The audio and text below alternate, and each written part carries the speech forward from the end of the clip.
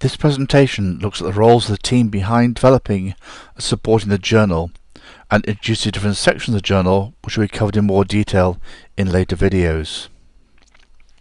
If you've read inside the front cover of the journal, you will see a list of people and some under the heading of the editorial board and others International Advisory Board.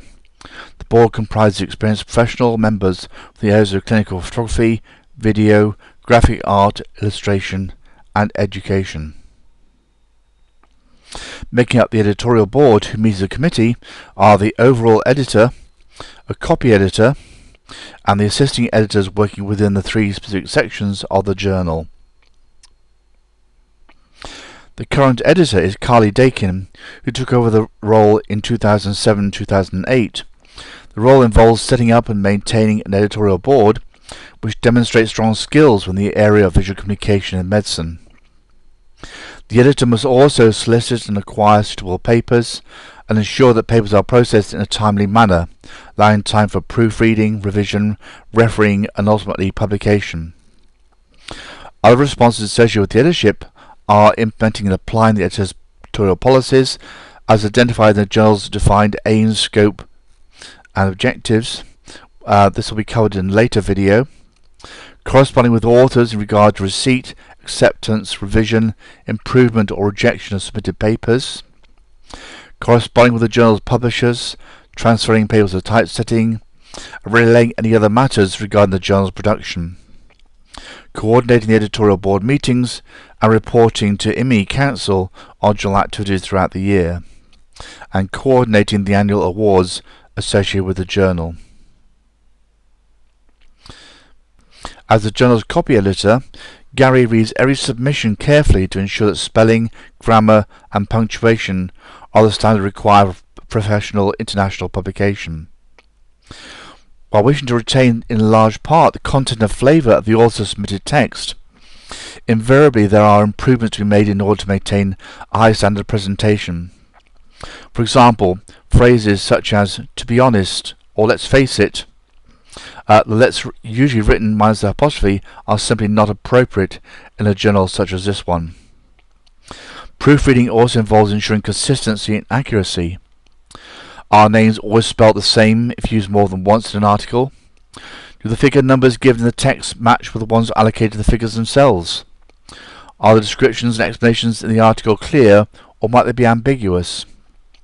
A simple alteration or a different choice of a word, an additional sentence or even a comma can often make all the difference. The scientific and technical section of the journal that contains the original research papers and case studies. The editors of Scientific Technical are Amy and Roger, and they look to include here papers that have a research focus, explore learning and teaching or visual communication techniques applied to medicine. The purpose of the gallery section. The journal's gallery aims to display a collection of highly accomplished medical art, design, illustration, photography, video and web design in each issue.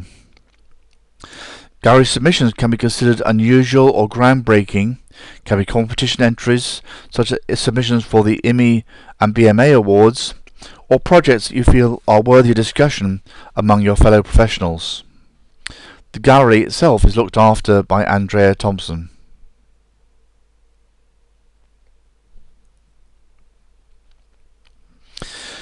As the name suggests, this section is designed to cover a wide range of topics that support professional development.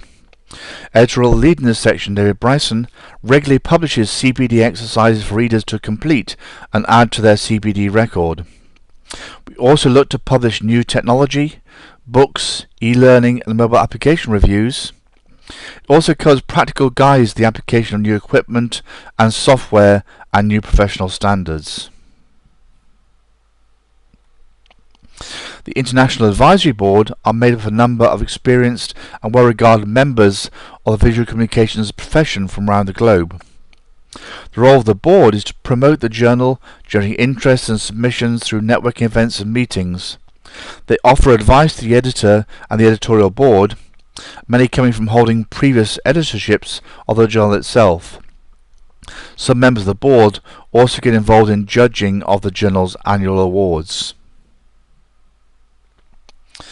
Though not mentioned in the journal, as they need to remain anonymous, are the many people who act as peer reviewers for the journal, providing valuable feedback to the editor and authors.